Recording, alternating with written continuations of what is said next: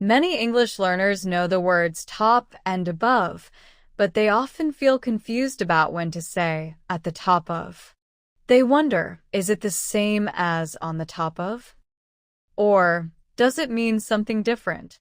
Today, we'll clearly understand how the phrase at the top of is used and why it is different from similar expressions. Welcome back to our Prepositions and Position Words series.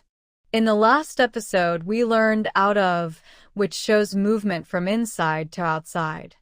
Today, we begin the surface and position category with at the top of, a phrase used to describe position at the highest point of something.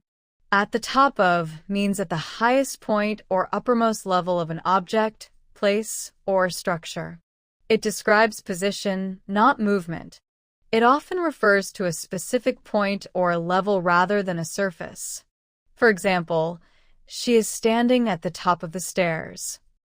This sentence tells us her exact position. She is at the highest step, not somewhere in the middle, and not moving upward. Now, let's understand an important difference. At the top of and on the top of are not the same. At the top of refers to position at a point or level.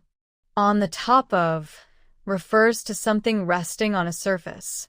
This difference is very important and often causes confusion. When talking about buildings, we commonly say, "He lives at the top of the building." This means his apartment is on the highest level of the building. It does not mean he is physically sitting on the roof. In geography, we often hear sentences like, "There is a temple at the top of the hill." This clearly tells us the temple is located at the highest point of the hill. A common mistake is saying on the top of the stairs when you are talking about position. If someone is standing at the highest step, the correct phrase is at the top of the stairs. The phrase at the top of is also used in ranking and achievement. When we say, "She is at the top of the class," we mean she holds the highest rank, not that she is physically sitting on something. Here's a simple way to remember it. Think of at the top of as pointing to a position or a level, not a surface. If you can imagine a highest point, this phrase is the right choice. Now that the meaning is clear, let's move into real-life usage.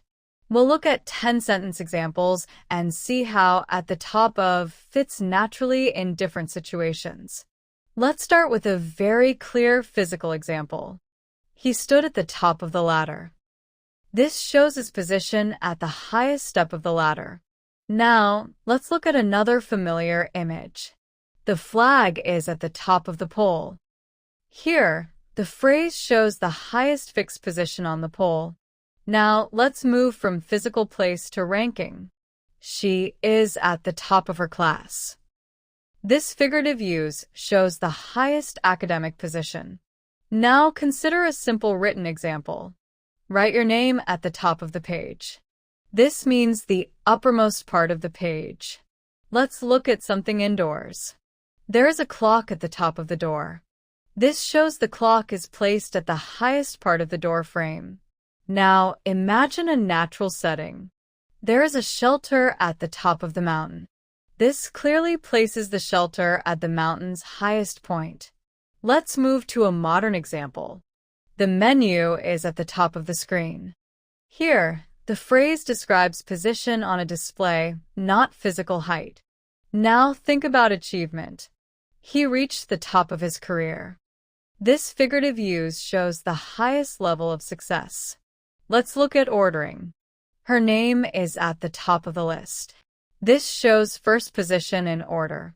Finally, here's another physical example. A tree stands at the top of the hill. This sentence clearly marks the highest location. Let's recap. At the top of is used to describe position at the highest point or level.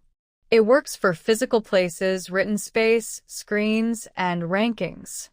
That's how we use the phrase at the top of. It helps us describe exact position clearly and naturally. In the next episode, we'll learn at the bottom of, which describes the lowest point. Keep watching and continue mastering English step by step.